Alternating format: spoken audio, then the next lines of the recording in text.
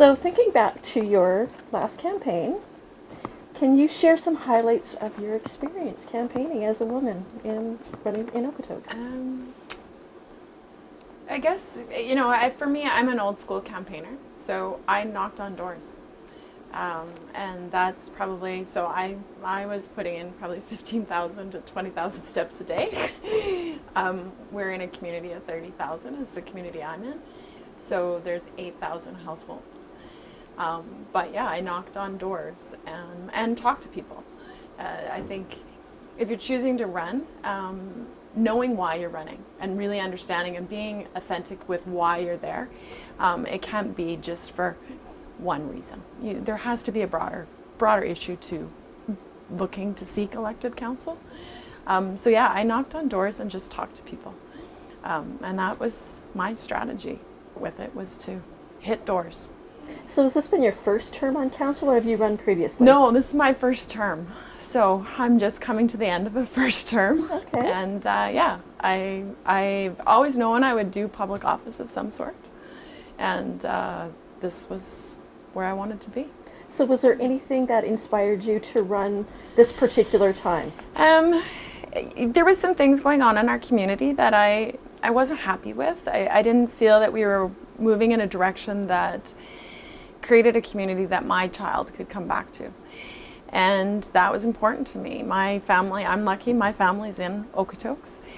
And we've got lots of nieces and nephews. And I didn't see us building a community that those kids could afford to come back to. And so been taught from a young age that if you want to see change and you can't execute it from the sidelines, then you need to step up and get to the table. And so I chose to put my name forward to be a member at the table. Yeah. So what campaign tips or advice for female candidates would you give? One, I think you need to know what your support system is. I think you need to make sure you've got that inner circle that are people that are going to be honest with you, allow you to run ideas by. Get a sense for, does this sound right? Am I off base on this? And be able to have that inner circle of people to run things by.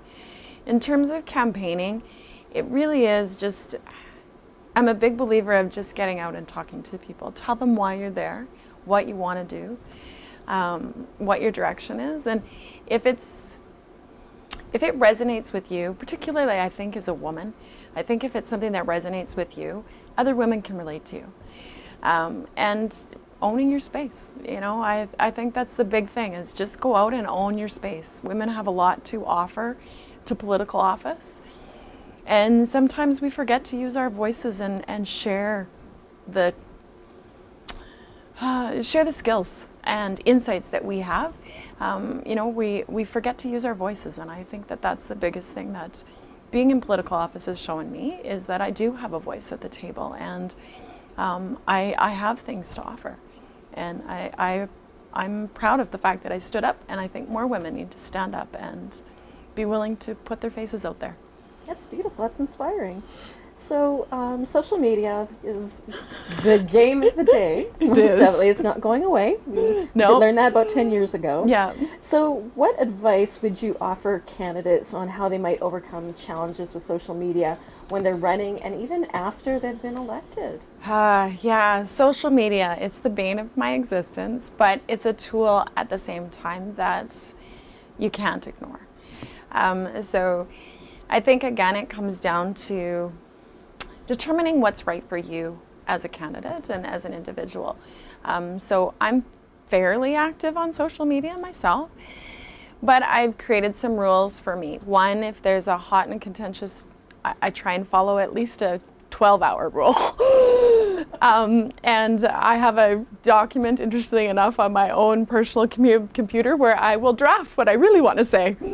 And then I can walk away and go, okay, I feel better. And I also have, a rule that if we engage back and forth and it's not going in, if I do it more than twice and I'm not seeing some traction of going in, I put it out there. Please call me and let's go for coffee.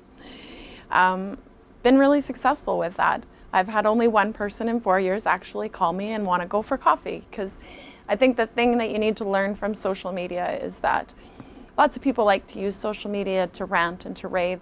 Well, rant more than I rave sometimes.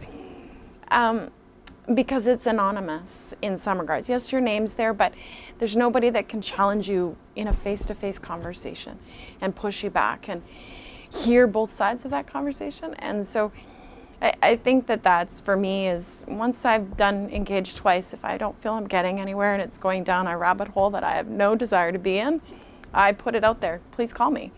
And I've only had one person ever take me up on that. The other thing is, I think as women, especially with social media, you have to have a bit of a thick skin.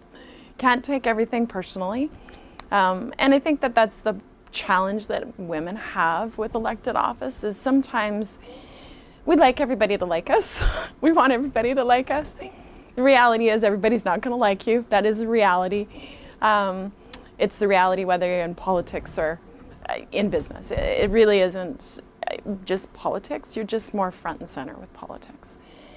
And so it's having a bit of a thick skin of not taking it personally. And I'm a really big believer of, as long as you're authentic and real, social media is not a bad place to be. So even as you're choosing to run, it's really comes down to, for me, is doing it for the right reasons. My mom actually shared a thing the other day. My grandma always said, life is great as long as you don't weaken. And it really resonated again with me of, I think as long as you're being authentic and you're doing what's right, and I mean in the broader sense, you're there to represent a community. So if you're looking at that broad sense, it may be hard, but as long as you do it for what's right and you have real reasons for doing it and you can authentically answer those reasons, my experience has been most people can resonate with that. They may not agree with me, but they're respectful. And I think that that's the big one, is just if you do it because it's right for the whole community, it's easy to justify why you've done what you've done and feel comfortable with it. And I think when people see that you're authentic and real, the majority of voters, majority of residents can respect that. And I really haven't had a whole ton of negative pushback. I've had some, for sure. And there's days when I've had to put on my thick skin and go, okay, yeah, I'm doing this for these reasons. So that's kind of my sense of it, I think you just need to be authentic, and yeah, you do need to put on a thick skin some days. But so you mentioned you did a lot of door knocking as part of your campaign. Did social media play much of a role in your campaign? It did. I used it for where I was at. I used it to put positions of what I had. I had a website as well.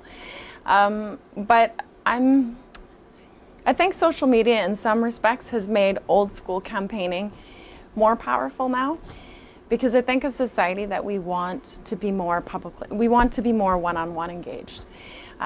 Partly because it's scary to ask questions on social media, because somebody will either A, lynch you, think you're stupid, you don't want to show that you might be on one side or another, whereas that one-on-one conversation allows people to really ask what they really want to know.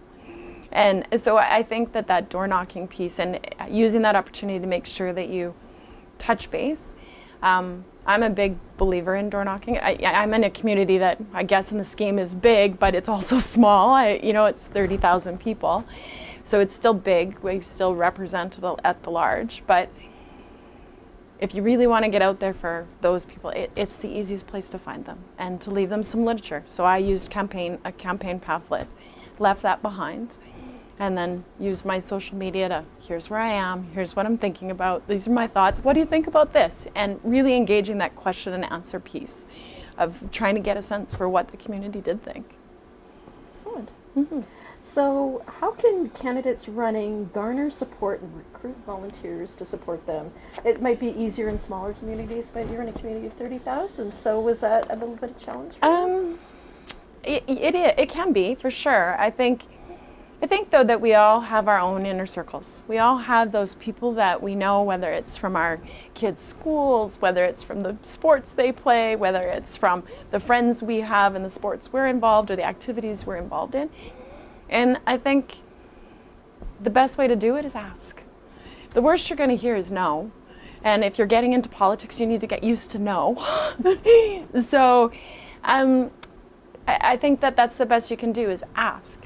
And it can be something as simple as, you know, I used my nieces and nephews. The one area that they lived in town, I wasn't going to get to for door knocking. So I asked them to just go and drop off flyers at the doors. They did it after school, and they took 2 or 3 of their friends, and they were great. You know, they didn't have to knock on doors or do anything of that. But it's how do you get your message out? What are easy ways to do it? And sometimes that, you know, I door knocked with sometimes 2 or 3 other people. I would knock on the doors. They would just drop literature. You know, or some would knock on the doors, and if somebody wanted to talk to me, they would say I was on the street, and then they'd get me there. So I think the big thing is just asking. And you don't have to have a huge team. I didn't have a big team. I probably had, I'll say 15 people throughout the course of things that helped me out doing different things. You know, the one for me was having people that could erect signs. And put up signs. That is not my skill set. So having people that could put those up, and if somebody said they wanted a sign, having some people to go and do that. And again, it's a really easy thing for somebody to do because they don't have to engage. They don't have to say one way or the other. They're just putting up a sign that's already approved.